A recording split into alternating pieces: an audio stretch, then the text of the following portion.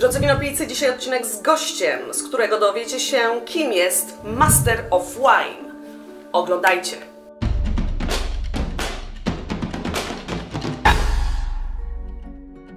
Słuchajcie Winopijcy, więc spotkałam Caroline Gilby, którą znam już od bardzo wielu lat i która jest jedną z kilku znanych mi Masters of Wine, więc dzisiaj spróbujemy dowiedzieć się, co to w ogóle jest, kto to w ogóle jest Master of Wine i jak wygląda jego życie. Who exactly is a Master of Wine? So a Master of Wine is someone who has passed the examination process to become a Master of Wine, and that exam covers all aspects of wine really, from viticulture and grape growing through winemaking to quality control, wine handling, bottling, all those boring bits that are actually really important, business of wine, wine marketing and general issues around the wine trade, which might be low alcohol wines or alcohol in wine or global warming and its impact on wine, all those sorts of things could come up. And then there are 3 tasting papers, usually a white wine paper, a red wine paper, and then a paper that covers all the rest, like rosé, sparkling wine, fortified wine. And the idea there is to test your understanding of wine styles, wine origins, quality, aging potential, and sometimes identification as well, though that's not the most important part of the exam. And then nowadays you also then have to do a project in your 3rd year, like a dissertation. So if you pass all of that, you can become a Master of Wine and put those magic letters MW after your name. Okay, and so it takes you like 3 years or more? Yes, nowadays it does take 3 years. I actually passed quite a long time ago, back in 1992, so it was a little bit shorter process then. And tell me, I think it's really expensive. I think it is now. Some people are lucky enough to have their support from their employers, but yeah, if you fund it yourself, it's because you've not only got to pay for the study courses and the exam, you also need to travel to wine regions and meet winemakers and buy bottles of wine and taste them. Yeah. So, can you give me like a number? A friend in Hungary who's been studying for the MW said she could have bought a house in Hungary for Even the price of the exam. Okay, so if you pay so much money and if you invest so much energy and your time, I believe that when you're a Master of Wine, it gives you something special. So what is your job as Master of Wine? What you can do as Master of Wine? Well, there are people doing all sorts of things with wine, varying from buying wine, selling wine, marketing wine, PR. So the Master of Wine doesn't qualify you for a specific job, but it gives you a really, I think, in-depth understanding of the wine world that enables you to then sort of build a successful career if you can identify a specialism. So my specialism is selling my words on wine, really, whether it's writing, speaking. I do quite a lot of judging as well. And I also do some consultancy for wineries that need help from a technical point of view, wine quality benchmarking and so on. Being a Master of Wine gives you a credibility. Yeah. Especially if you're working as, you know, a young female working in Central and Eastern Europe, where the wine trade tends to be quite male dominated. I think it's been quite useful to have that qualification and that status. Yes, you started a subject we all talk about all the time and I'm asked all the time. So how is it to be a wine writer, wine specialist, Master of Wine, female journalist in this masculine world? Was it difficult in the 90s and has it changed today? What do you think? Well, I think that the UK wine trade is fairly equal because there are a lot of women in senior roles, particularly on the buying side of the business. I think it is harder in Central and Eastern Europe. So, for instance, there are areas where there was really strong women winemakers. If you look at Tokai in Hungary, there's some of the best wines are being made by women, and there's quite a group of them. But elsewhere in Hungary it's relatively rare. And I asked a winemaker actually in Eger last year, I said, you know what, any idea why it is that there are all these good women winemakers in Tokai and really nowhere else in Hungary. And he said rather sniffily, oh well, it's because women like sweet wine. And I thought, you know, how stupid, because, you know, it's not relevant. Yeah. You know, most of the best, you know, the important wines in Tokai increasingly are dry wines anyway, and, you know, so what? But it just illustrated what women are still up against in that part of the wine world. Yeah. And did you have any problems like that? Like you were on some tastings and, you know, winemakers were treating you like, oh, you are a lady, so maybe I will give you just some rosé wines to try. No, that's not really happened so much, but I've certainly had occasions where I've felt that my views have been overlooked somewhat by louder male voices, shall we say. Happens less and less, but, you know, as over the years I've become better known and more established. Yeah, of course. I suppose today nobody will contradict you or anything, but in the past maybe some mansplaining issues. Oh yes, mansplaining. Mansplaining still does crop up, but you know, I am capable of holding my own against, but yeah. I think we all face mansplaining quite regularly still. Yeah. And tell me, do you need to be sommelier to become master of wine, or these two things are totally different? Have you ever worked on the floor, for example?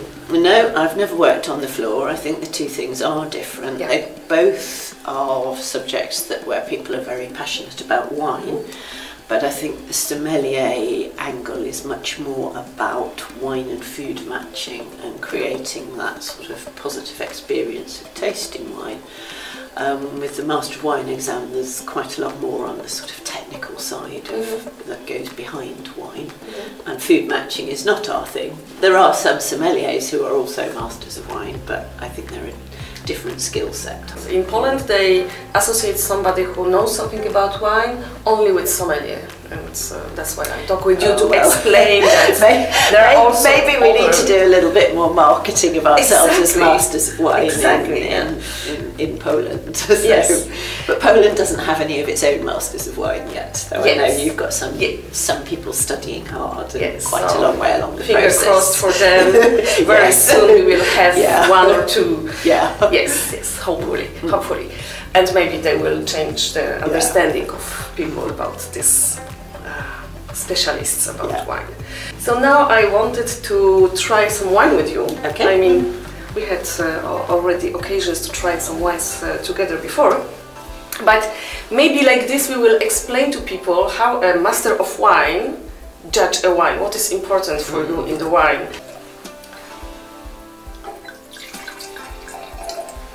This is a blind tasting. Caroline doesn't know what I have in this bottle. So it can be, for example, the best Burgundy, or it can be just like, I don't know, maybe Polish wine. Okay. So, I mean, there are different purposes for tasting a wine, depending on whether I'm coming to it from a very technical point of view, whether I want to, you know, understand the quality from a kind of winemaking quality controller's point of view, or whether I'm looking at it from the point of view of whether this is a wine I would recommend to friends to enjoy. So a couple of things I always want to look at. First of all, you know, the colour, is it attractive, is it bright, or is there anything like it's cloudy, which might indicate there's something wrong with it.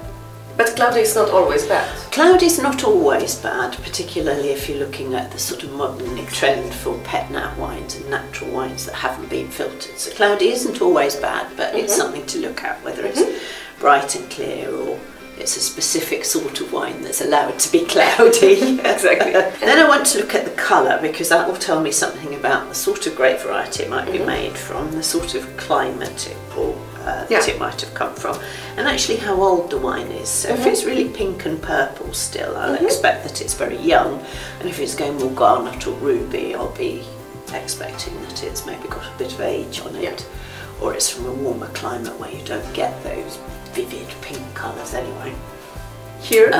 So here we've got quite a light ruby sort of garnet colour, and because it's quite light, I'm thinking that it's going to be a light skinned grape variety, a red grape variety, but one that doesn't have huge amounts of colour in the skin. So maybe something along the lines of Pinot Noir or Taka. Those would be my first sort of thoughts with this colour. And thinking that it might be a Polish wine, probably Pinot Noir would be, I think, most likely. So then I'm going to give it a swirl, and the smell is actually the most important part of the wine, I would say, because it's your sense of smell where you have all the complex receptors in your olfactory bulb up here, all the complex things, because your palate basically only tastes acid, sweet, bitter, sour and umami, and possibly a couple of other things like carbohydrates and possibly calcium and carbon dioxide. But anyway, it's a relatively limited number of things you taste, and all the complexity comes from your smell. So first of all, I want it to smell clean and attractive. I don't want it to smell of vinegar, nail varnish or mouldy old books. They are all false. So if you have a wine that smells of anything like that, send it back. And then what I'm going to look for is, you know, the intensity of the aroma, because that's usually associated with quality. And I'm looking to see if there are any specific aromas that tell me something about the wine, again, because certain grape varieties are associated with certain kind of fruity characters, or say that help you identify and understand the wine. So here I'm getting some plums, maybe some strawberries, like poached strawberries, a little bit of vanilla, and vanilla is a character that I associate with a wine has spent some time in oak barrels. So it's a character you actually get from the oak rather than from the wine. Yes. If you want to see our episode about the influence of barrel in the wine, you can see it here. So based on those aromas, I think I'm supporting my view that this might be a Pinot Noir. So next I'm going to taste it. So what I'm looking for in the mouth then is whether those things that I smell carry through, and I think some of those fruity flavours, the plums and the strawberries are coming through again. And then I'm looking for the concentration of fruit flavour, I'm looking for how fresh it is, so the acidity, and I'm looking for the tannins. Now the tannins are something that come from grape skins and grape pips and give that kind of slightly drying sensation in your cheeks. And they're something that are actually important in red wine to give it ageability. So what I'm tasting here is something that, you know, the fruit, the body of it is quite light, which again would support my view that it might be a Pinot Noir, because it's not a very tannic grape variety. And there's a lot of freshness here, there's crisp acidity really, which suggests to me that it comes from quite a cool climate. So I would describe this as quite a delicate, quite a pretty wine. I think it's been nicely handled. It's not the most complex wine ever, it's quite simple, it's quite straightforward, but I think it's pleasant, it delivers pleasure. You would drink I would not say a bottle, but a glass or two? I would drink a glass of this, definitely. With some food? With some food, yes. I think it'd be really nice with, because I don't eat meat, but it'd be really lovely with some vegetarian, you know, aubergines or mushroom dishes. Those kinds of things would be really like nice with this. Parmigiana would be really good with this, or creamy, you know, mushroom stroganoff, something like that. Risotto. Wild mushroom risotto, that sort of thing, because that freshness would go quite nicely with those kind of savoury vegetable flavours. Okay, so you want to know what it is? Yes, I'd like to know what it is. Of course, you guessed it right. It's a Pinot Noir, Polish Pinot Noir from the southern part of Poland.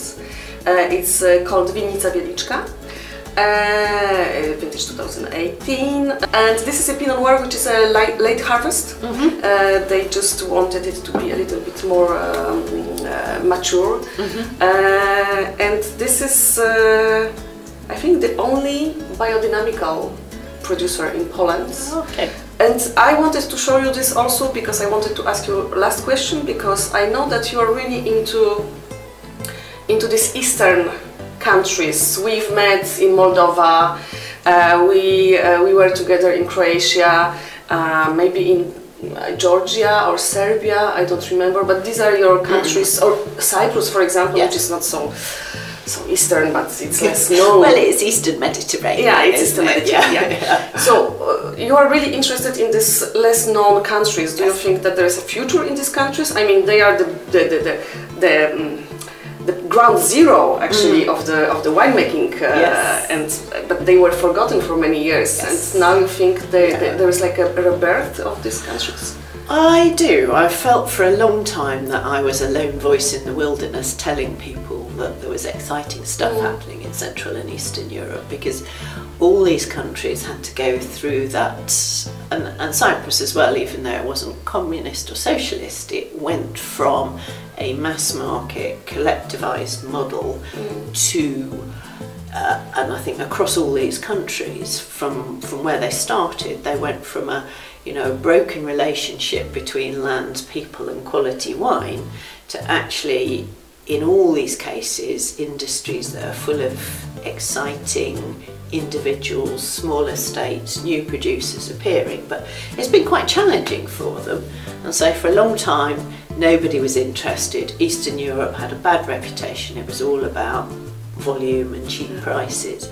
But I have felt in the last 4 or 5 years that actually the wine trade is interested again, because they've done the new world, and the new world is all copies and interpretations of the old world. The old world has all been, discovered, but Central and Eastern Europe, you've got a really authentic wine history, you've got unique grape varieties, unique wine styles, and you've got this, each of these countries has its own amazing culture that's coming out of the past, and so it's the last undiscovered bit of the wine world, and the wine quality is there now.